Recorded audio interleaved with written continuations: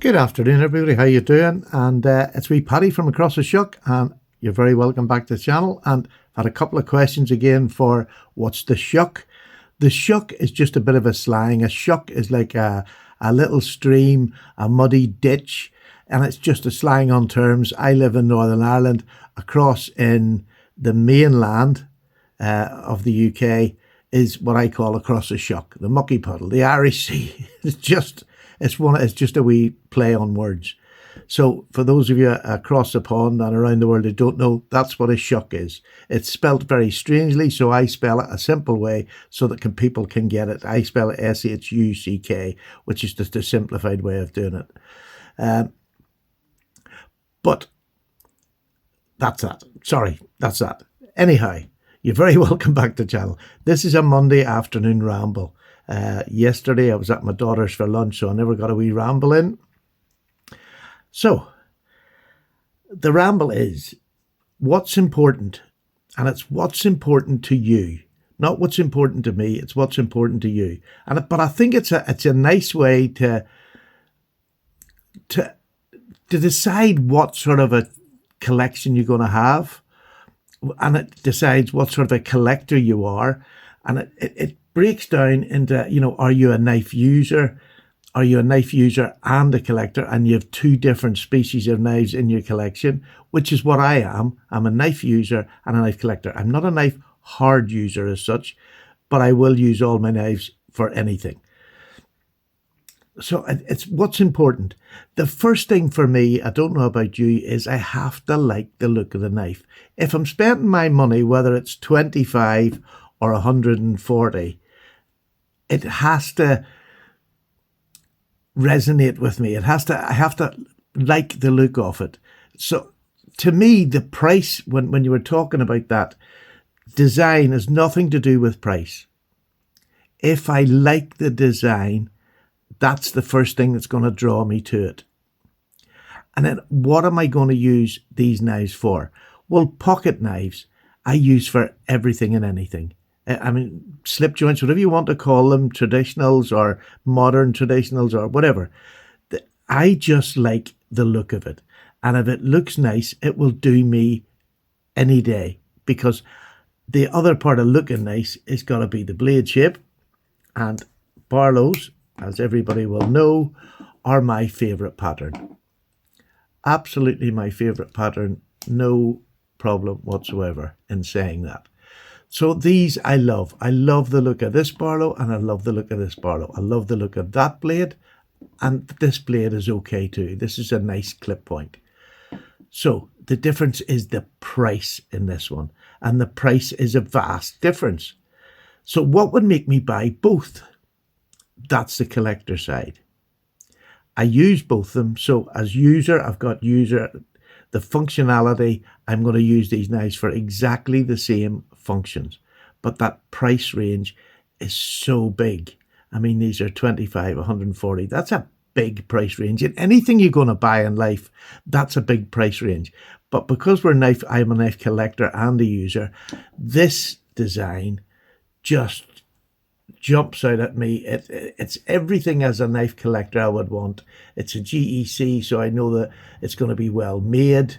It looks beautiful. The bone is jigged beautifully and coloured beautifully. I love the TC Barlow, which is the sort of the knives that everybody wants. They don't make as many of these as they do all the others, so they're hard to get. I love the long pull on this one, and that is just the most gorgeous clip point. So for an everyday user, an EDC knife, this is one of my top picks that I would like to have in my pocket. This, on the other hand, is a Rough Rider. So at 25 quid, what am I getting? I'm getting a lovely clip point. It's nice, but not as nice as that. But it is nice, and I do like it. I like the bolster, the way they have a pinch bolster and a line bolster. They have the line on this one as well.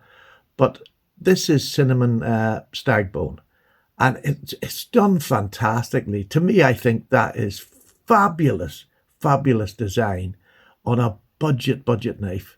It's fabulous. It looks good. The fit and finish is really good on it. You've even got liners round and across the join here. It just looks amazing. and a super value. This is in carbon steel, which I prefer only because it patinas, and I like patina. Now, there's light patina on this because I haven't used it in anything really hot. Peeled the odd apple or two with it, but it's holding up well. You can see it's starting to mark up, and it will. This is not long in my collection, by the way. So for me, the design, first thing, that's what's going to appeal me to knife. When I look through, like I'll go on the Heine Haynes and I'll stick in Barlow's or whatever I stick in, and they come up. The price and the function are the function is the second thing that I look for after design. If it flatters my eye, then I like it. Then I'm starting to look on and see what else I can say about it that's going to do with me. So function. These two will do basically the same job. This one has got a more refined edge and it's a bit thinner behind the edge than this one. But in a little knife this size, it's not going to make that much difference. You can see, if I put these up to you, you can see that the thinner stock is on this one. So as a slicer, this will probably be better. But this peeling apples, let me tell you, is just a star, as much as this is. So as a knife user, they both fulfill what I want in an EDC knife. As a knife collector, they both look good. This is a higher end one. And why do I prefer that over this? Well, it goes back to the design. I love the design of this one and how it looks and how it feels in hand compared to this one. Dead simple. The price. The only reason as a knife user and a collector that I'm going to make a difference is this is a collector's piece and will stay with me. This is the sort of knife that I collect. They don't always stay, but there's more chance of that staying in my collection than there is in this. I'll probably move this on or give it away and I'll buy another one, maybe a different shape. But as a user, both fantastic. And that's their function. Absolutely super. This is definitely a more superior knife than this, especially if you want to put a bit of torque on it. The tolerances, that's put together nicer, really nice for EDC work, not for heavy use work, for EDC. I always feel very secure with that in my pocket. This, I don't feel a whole lot less secure because I've used it and I know it'll do the job. But over time, what will last, this will definitely last, which is why I don't mind spending the extra money for it. And then comes the price. 25, 140. Is this worth the price difference of these two knives? Does this warrant that high price rise over this? And my answer is, to me, yes, it does. To me. And that's where the knife collector comes in. That's where the knife collector, and it's a very important thing to add into anything that we do as knife collectors. If something really gives you the fizz, you're willing to pay more money for it. And these companies know that, so they knock out, you'll get companies that'll make excellent knives like this, and they have a set market for people who want them because they're good, well made. You don't get as many flaws as you would get maybe in this brand, but again, this brand is very good. Rough Rider, to me, the gateway drug, absolutely. This got me into slip joints again. Not this particular knife, but Rough Riders got me into slip joints again because they were so affordable to buy. This is something you have to save up for. And that's just my price range. I have to save up to buy something like this. This is not something I can buy every single month. But these I can buy 3, 4, 5 a month quite comfortably and not have to worry. So I can build up a huge collection of budget knives that appeal to my eye because they don't have to appeal to everybody else. This is what appeals to my eye. And Rough Rider have so many designs that you've got just oodles to pick from. Whereas GEC, you don't have that variety that Rough Rider put out. That's the other thing. So, so price-wise, I'm willing to pay for this. One, because they're rarer to get or harder to get. And I just love it. I'm just a GEC junkie. I've got about half as many as I used to have because I don't believe in hanging on to them anymore. I'll sell them and swap them about, and I do that more often now than I've ever done. Even my high-end knives, I'll swap them, trade them to get something else, and I enjoy that. But I've always got about 12 of these in my collection at any one time, 12 GECs, which is perfect for me. So that's how I break down the design, the function, and the price of something that I want to buy. These are going to do the same jobs. I have another two knives that do much the same jobs, and there is a big price difference. But they look different. They have got the same function, but they look different. They're complete opposites as far as looks goes. And I'll show you that now in a moment. And it's this too. This is the Spyderco Spidey Chef, which I believe is one of the best knives Spyderco make, either for just a big EDC knife or a chef's knife. This is the Spidey Chef. So it's roughly designed as a chef knife. To me, I think it's the best camp knife for doing cooking out there. I just love this knife. And here is one which is a fraction of the price. And this is a Ganzo. Again, I'm going back to my roots because I haven't left the knives that I bought in my roots. I haven't left them. They're still as good today as they were then. I mean, I had this long before I had this. Long time before it. This was something that, again, I have to really save and have to want because it's a lot of my spare cash to buy it. These now, I think, are about £330. Very expensive for what is, I don't call this a pocket knife. I call this a knife. This is a design to be used for both, for as a pocket knife, but specifically for a chef's knife, for a camp knife, for doing your cooking and doing whatever you want to do around the camp. These two fulfill it. Absolutely fantastic. Now, is one better? Let's go on the design. Are they better in design? Yes.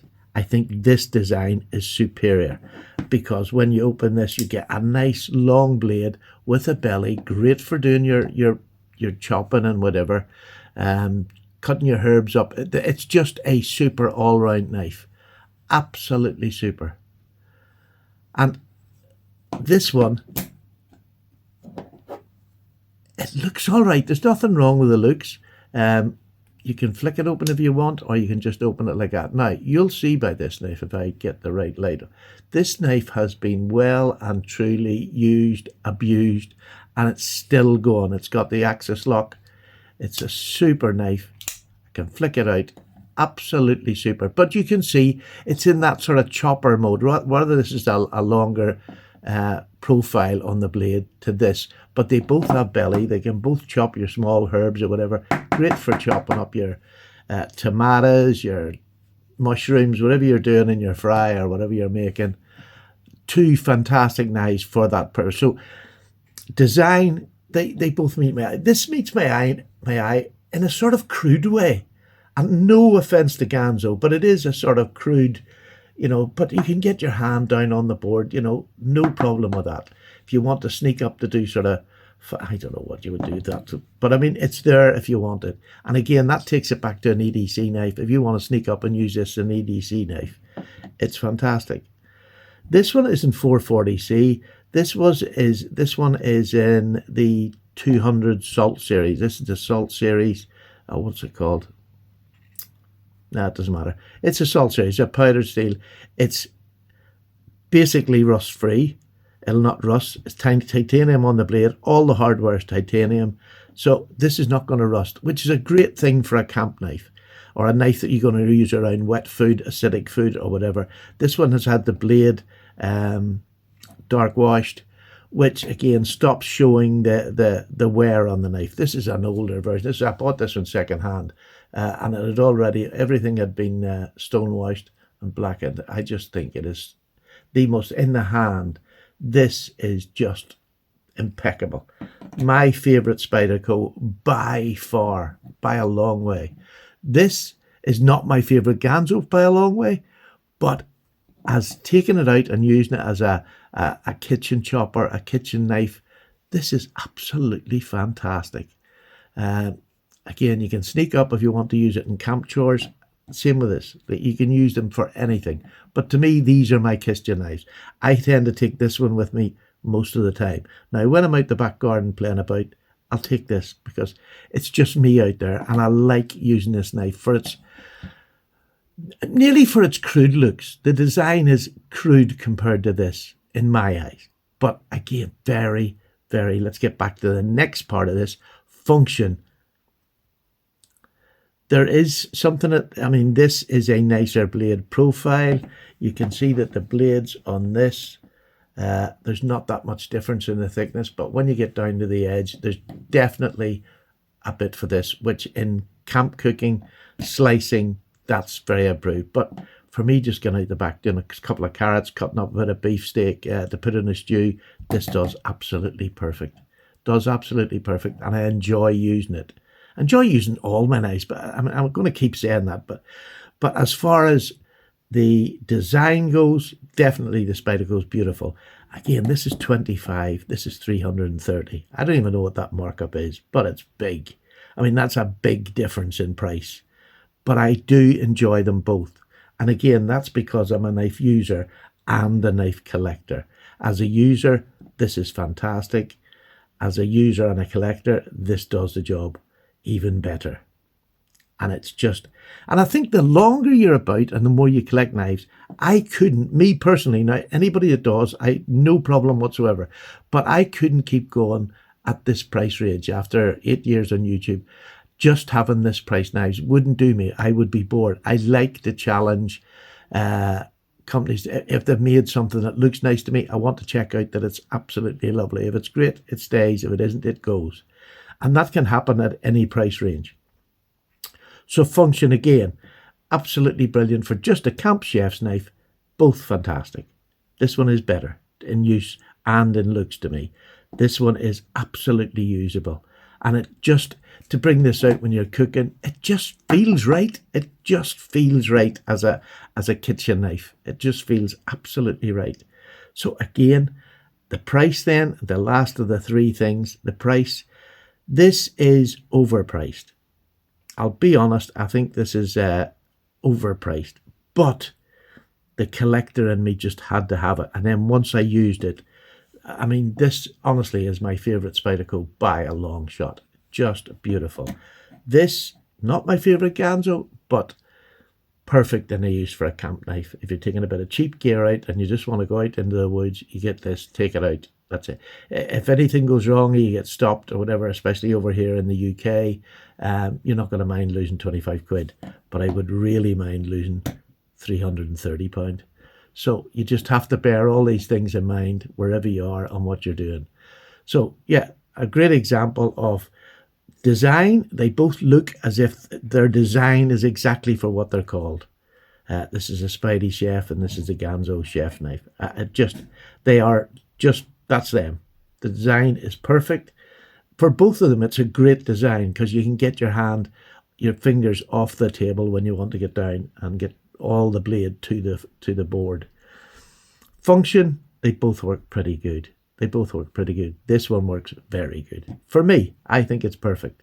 I'm not into slicey stuff, but as long as it slices all my veg up and whatever, and it does that with aplomb, no problem whatsoever. Price, a bit overpriced, but I had to have it. I'd bought it once. I bought the original when it came out. I bought the original one, and then I passed it on because I needed something else. And then I got this one last year. It was the beginning of last year, and it's never gone anywhere because I missed this knife more than any other knife that I had in my collection that I've moved on and passed on. This is the one I missed the most, and it's never going anywhere again. I'd have to be really skint for this to leave my collection. So there you go. And again, we're breaking it down, user versus collector. And if you're both, then you're in trouble because you want both. And that's the difference between, just a knife user and just a knife collector. If you're both, you're going to have both. And so you're going to buy both no matter what. So you have to, everybody out there, different price ranges, different collections, different collection choices. The last one I'm going to show you is high end. And this is just one of my favorite knives, full stop. It's probably been with me a long time now. And then this is my newer one that I got last year.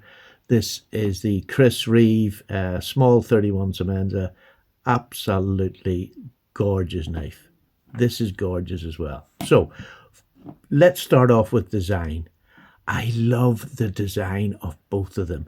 This to me is a sleek, expensive looking knife that looks just to me, it looks like it's going to be ergonomic. It looks like it's going to work because it's just classy. It is a level. I can just get 4 fingers on. Just as you see, that little back bit is just catching that last finger. But for a small working pocket knife, this is a hard working pocket knife. It's beautifully done. The most lovely hollow grind, thin behind the edge. This one has Magna Cut blade on it. This was my Grail that I bought. This was £650. Stupid price for a knife. Way overpriced for what you're getting. But as a collector, you know what I mean? The design grabbed me into it. That design blew me away.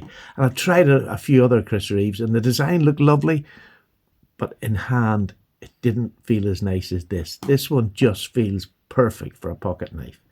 This one, I love everything about it. This just looks like a knife. It's, you know, it hasn't got fancy scales, got G10 scales. It's got 20 CV as a blade steel, which is absolutely super. I love 20 CV. I dropped the edge back. You can see the profile of the edge is a bit steeper than what I would normally have on knives, although this starts out very thin. Not all hinderers are just big brutes. This one I drop back with 20 CV. It allows me to do that and to use it because, again, these are EDC working knives. That's the way I would put it. If I was going on a building site, would I use either one of these? Absolutely not. This is for EDC work. For me, these are EDC work. I have heavier duty, big fat bladed knives that I want to use. If I want to use on when I'm outside, whether I'm building or whatever job I have, I wouldn't be choosing these. And the reason is to follow. But the next thing is function. 2 fantastic knives, very thin behind the edge, nice steel on it. It's going to last you all day when you're working. It's very ergonomic in the hand. I just enjoy having this in my pocket, thoroughly enjoy it. So design is amazing. It does it for me. A lot of people don't like them. I just do. And that blade, is that not the nicest drop point blade you'll ever see? I think so. It's perfect. This just really does it for me. This one's a slip joint, and that's why I've got 2 knives that are very expensive, because this one is a slip joint. So I will carry this one out more than I'll carry that one out, and that makes a big difference because then the £300 becomes more important than the design nearly. Because I'm getting a lovely design. I love the design of this. I love the way it fits in hands. I can have 4 fingers to the back. I can sneak up when I want and go back here if I need a bit of reach. So it's perfect. And it's designed so that when I'm in this position, I close the blade, it's not going to cut me. When I'm in the forward choil, it's not going to cut me. It's nowhere to go. So the design that was put into this knife, and I've given this to many people in their hand sizes, and it works for all of them. Maybe an extra large hand will be on the back, but it's rounded, it's comfortable, and it'll get there. For me, it's just, you can see that, it's right at the end, perfect. I have a large hand. So most knife makers are going to be making knives they want somebody between even a small and a large hand to be able to fit their knives. This fulfills that. This design fulfills that. It's the slicer blade, so you can see it comes up here and gives you plenty of room for slicing. The coating on it is amazing. You'd swear this hadn't cut a thing. There's a couple of little marks on it you're probably not even going to see because it's an EDC knife. I'm not going to, but this, I know that if the shit hits the fan, I could depend on this knife, and I can depend on this knife. They're 2 fabulous knives for hard working EDC. Again, I'm going to use that word EDC because most of my knives are EDC related. I've got bigger knives, fixed blade knives, but as an EDC knife, I don't need any bigger than this. You know, that 3-inch blade, absolutely perfect for me. I do not need anything else whatsoever. So, function, absolutely perfect for my lifestyle. These 2 are all I need as far as a bigger knife. The price, $650, $330. That's, double the price for, this is double the price. But this is where you have to break down. As a knife user, yes, I use both the knives and I love using them. But as a knife collector, there are 2 designs that just give me the ultimate fizz. Again, these two knives will never leave my collection unless disaster strikes, but they'll never leave it because I just think they're beautiful. They're both set back. They're real great slicers. They're real great users. And that falls in with the price. That I have to accept the price of this. This is, look, we'd all love them a bit cheaper, but this, just for the design of this as a slip joint, it's fantastic. This for the design, I mean, this is an old design. I mean, this is over 20-year-old design, but yet it's still as relevant today when you get a drop point like that. You get that beautiful pointy tip and you get the lovely hollow grind. And I love the 31 because you got the full scale. The last one used to have 2 bits of micarta. This one, it's got that full scale, and I think it looks so much nicer. Really, really beautiful. So there you go. Prices, designs, and function. The 3 main things that I think about a knife when I'm going to buy it. When it's a cheaper knife, the design and the function is something I find out afterwards. But when I'm going to lay out this amount of money, I want to feel these in hand. I want to see them. I want to see people using them. The cheaper ones, I don't mind having it. If it looks nice, the function, I'll find out when it comes, because it's the price is letting me do that. But the design is always a thing that attracts me to a knife first. People's ideas and people's views on it really don't matter when I'm buying a knife. People that I feel that I'm on par with and I know what they're thinking, that's the sort of people I'll go and watch videos if they've got the knife that I want. They're the people that I'll follow. And that's the great thing about a YouTube channel. Or being on YouTube, you can go and find people who you know over the years, yeah, he's saying the same things as I'm thinking. We must have. So when it comes to it, I can trust what he's saying because he said it about previous knives and it's been okay. And it's always okay because you're the person buying the knife. You're at fault for buying the knife, full stop. The buck stops with you. But having the design, having something, I mean, I couldn't get one of these in hand until I bought it. But I'd bought a cheaper one, the small 21, and it was literally millimeters just away from being perfect. This one was perfect. So just going by size, I was able to decide once I'd had that one, I knew this one would fit my hand all right. Again, experience, time. When you spend that amount of money, you need to do a lot of research. Well, for me, because that is an awful lot of money. This one was just, I seen it, I had to have it. And at the time, I really didn't have that much money. I had to save to get this knife. And then I was saving to get it. And then my father had passed away and I got a wee bit of money left from him. And it was the first knife I had to buy. And it's the one that I've give. I mean, this is an absolutely stormer, but this one I gave sentimental value to because I bought it in honor of my father. So this will always be price-wise higher than this, but in reality, this is double the price of this. So there you go. I mean, we are a confused lot. We have it, but those 3 things are the things that I think about. It's that function, or not function, the design. When I look at something, I think, that looks nice. You know, I have maybe a more expensive one in that design and I love it. Let's try what the cheaper one is. And vice versa, I'll have a cheaper one, see a higher end one, think, I've got to try that because I love this so much.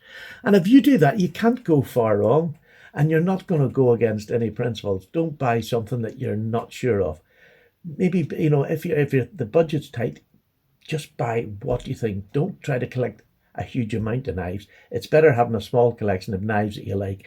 And as you grow on in your knife journey, you'll have the money, you'll save the money, you'll find ways of earning money to get the knives you want.